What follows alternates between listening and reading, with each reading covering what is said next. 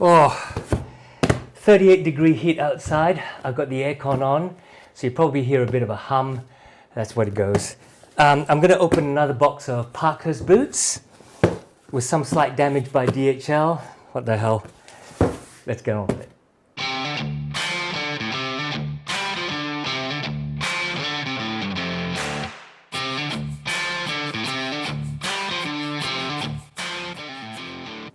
G'day, welcome back to Bootlosophy. If we haven't met, my name is Tech. I'm filming in Perth in Western Australia, and I acknowledge the traditional custodians who are the Whadjuk people who through the Noongar Nation have got native title of the Perth area. Now I've got on my hands a pair of boots from Parkhurst in their shipping box. Unfortunately it got damaged by DHL, but I do know that they're well packed inside, so they'll be fine. So let's get on with it and we'll open the box. So Parkhurst shipped their boots in just a shipping box, which I'm fine with. Less waste, smaller carbon footprint, etc., etc. Damage caused by DHL, I guess. I'm not quite sure how they handle their parcels. I'm pretty sure it's safely packed inside. The thing I like about Parkhurst is just two little bits of tape. And then once that's done, the box just flips open.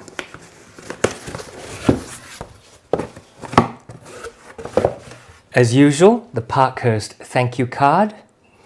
And in this case, a pair of spare flat wax cotton laces. I really like their flat ones. I'll just put that to one side. The boots are in boot bags. Now, I did an unboxing a few days ago, which had boot bags that were flannel and didn't have the Parkhurst logo. In this case, they're sort of a canvasy cotton, and they do have the Parkhurst logo. Now, I'll remove both boots, and then we'll take them out of their bags. Okay, so little story about these boots. They are seconds, and I grabbed them because they were like about $100 off normal price. And the reason I grabbed them was they were seconds, but they were seconds not because of a defect, but because they were try-ons, which means somebody tried them on, they didn't quite fit, and Andrew couldn't sell them as new, so they went into the seconds page. And just for try-ons, to get $100 off is pretty darn good. There you go. So this is the chestnut color. I'll open that one as well. This is veg-tanned chestnut color. Now, I really had my eyes on the burgundy color of this range, but that wasn't on sale. So I'm quite happy with chestnut because I do like my brown boots. And I think these can go quite well with a whole different series of outfits. Jeans, khaki chinos, olive green pants would go well with these, I think. Denim would certainly go well. And even sort of grey chinos or dark blue or black chinos, I think would go nicely with this. For the connoisseurs of Parkhurst, you will realize that this is their double row stitch down version of the Allen Boot, where the leather is lasted and then at the bottom flipped out, and it's stitched down to the midsole. This doesn't have a welt, it's just stitched down to the midsole, and one stitch goes through the uppers leather and the midsole, and one stitch goes through the uppers leather, the midsole, and the rubber outsole, and that's the stitch you see there. It's a 270-degree stitch down, so you see the uppers leather, it's flipped open here, this brown bit stops there. And then the uppers leather here is tucked in and it's glued and nailed, or rather the heel structure is glued and nailed into the boot.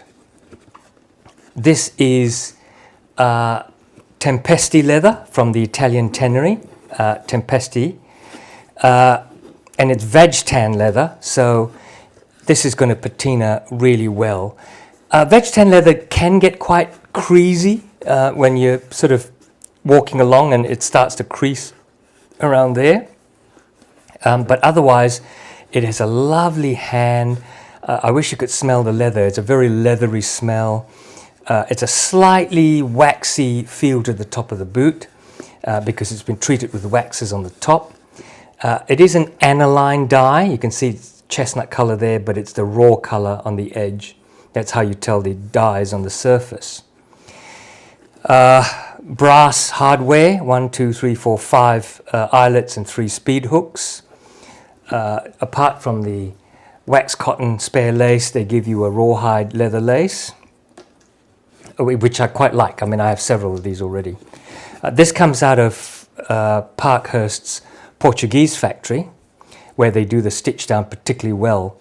Andrew chose that factory to do the Stitchdown, whereas the Spanish factory does all the Goodyear welted models of the Allens and the Richmonds. I mean, I look forward to getting a Stitchdown Richmond, to be honest. So this is the actual midsole. There is no welt per se. What looks like a welt is actually the uppers leather. And then there's the rubber outsole, which is a Commando pattern lug sole.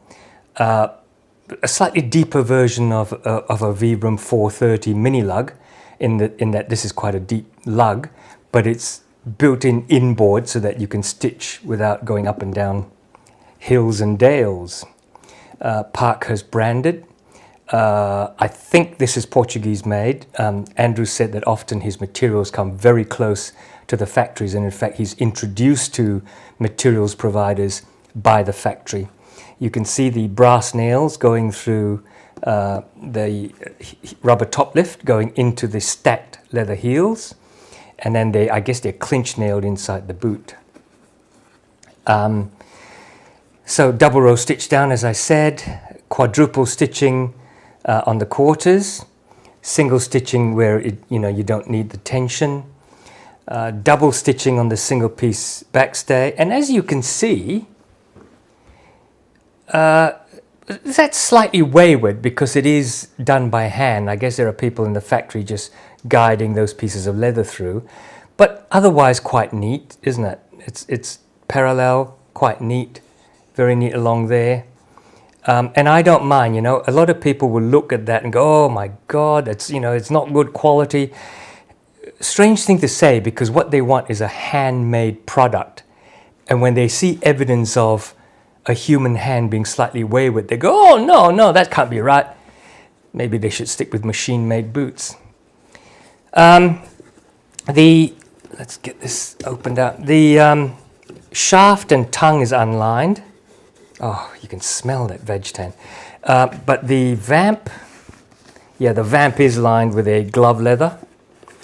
Leather insole, and then they've got a comfort sort of sock liner in the heel area with the Parkhurst symbol. One of the things that I do criticize Parkhurst for is sometimes the gluing down. I don't know if you can see that. Sometimes the gluing down is not great and the edge of it is sort of peeling up. So I just need to put a dab of glue there before I really start wearing this. As I said, this is a second, and it's a second because somebody tried it on. But for the love of God, I cannot see what's wrong with it. I mean, other than the fact that, well, no, I can't see what's wrong with it. It's as new to me. The rubber molding, I think on the Portuguese products is very crisp. Like it's really, really sharp-edged, really nice molding. The leather just feels superb. If you take a look at the other boot, some slight scuffing of the leather, if you can see that. But that again is because it's aniline dyed, it's surface dyed.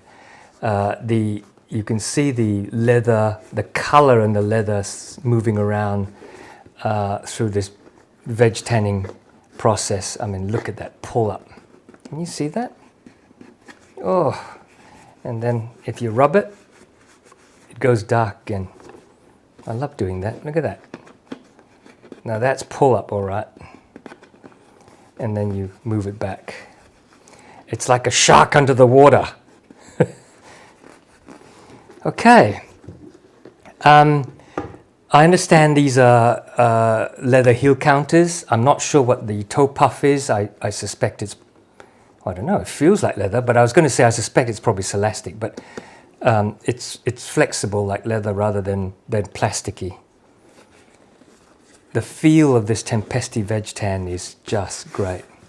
Yeah, chestnut. I'm quite happy with that colour. All right, I'll put them on and we'll see how they fit.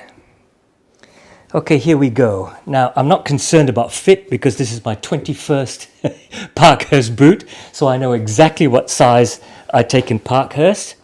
And I also know the 618 lasts. I have 3 others. And clearly, you saw that go right in. Not a problem at all. Right. Let's tighten them up. I love the fit of the 618, I really do. Oh, I forgot to mention all the hardware is actually backed, particularly the speed hooks, so that they'll scratch the wax on the tongue, but you know, not by an incredible amount. And anyway, we all want patina, don't we? I'm just tying these loosely. I normally do a double knot. And for your benefit, I might just roll up my jeans just a tad so you can see the top of the boot, something I don't normally do. Yeah, I'm just tying this loosely so that we can get on to see what the fit looks like. Certainly slipping in. It's a firm leather. It's quite a firm leather, which for veg tan is not surprising. The veg tan midsole is pretty thick. That's a solid slab of leather. So the bending of it is also quite firm. I do like the shape. I love the last. I do like the fit of it. Very comfortable. 6-inch high boot. Feels very nice. The Commando soles, often with Commando soles, they can be quite firm. So if you're walking indoors on solid timber or on concrete, there can be a bit of a ruggedy effect.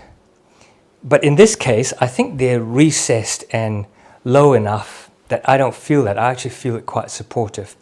There is definitely one thing that you do feel in Parkhurst Stitchdown models. I don't believe they have a cork filler because there's nothing to fill. There is no welt which creates a cavity in the center of the boot, which then gets filled with cork before the midsole goes on.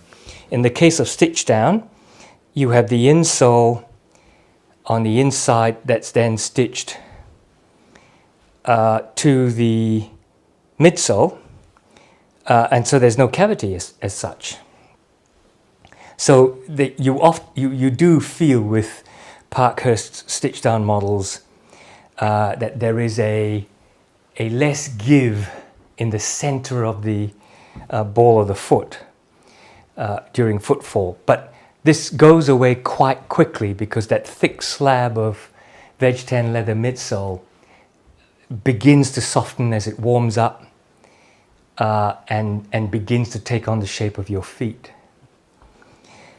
I'm not sure whether this needs a great deal of break-in because although the midsole is firm, and in doing that, I feel a bit of resistance where my foot is bending, but I can't say that it's uncomfortable. So I think this can be worn in quite quickly.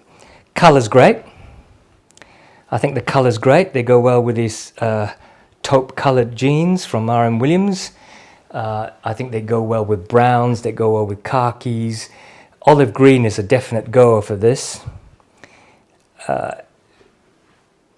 Any kind of denim, blues and greys. Very, very versatile color. All right, wonderful. Let's finish off. So there you are. I hope you enjoyed the unboxing. I certainly enjoyed the experience. I love the 618 last. This is the last that's used in the Portuguese factory by Parkhurst, which is different from the 602M last used in the Spanish factory. And the reason I like it, it's like the 602M. It's a combination last, which means it's a narrower heel. I think it might be a B or a C width heel. So it grips your heel. The waist is also quite narrow, so it really gives you nice arch support. And then the ball of the fit goes out to, I think, it might even be a double E, like wide enough that I never feel any hot spots in the ball of the feet where my foot is the widest and has the most volume. And, you know, some people have called this a pointy toe. I don't think it's a pointy toe. It's definitely an almond-shaped toe, but its pointiness is assuaged by the fact that I think, Andrew says it isn't, but I think it's slightly longer than a 602M, which means that when it sort of tightens down into the almond, it doesn't squish your toes because your toes are left a bit further behind in the toe box. Yeah, I love this. I would love a burgundy, so if I keep my eyes on the second and I find a burgundy coming up in the second page, I might have a go. But I'm very happy with the chestnut. It's a seconds because somebody tried it on. It's a shame that it wasn't their size, but their shame is my gain. All right, folks. So if you like this video, don't forget to click on like and subscribe below if you're not subscribed. Plenty more videos coming up. And you guys take care out there, and I'll see you back here soon.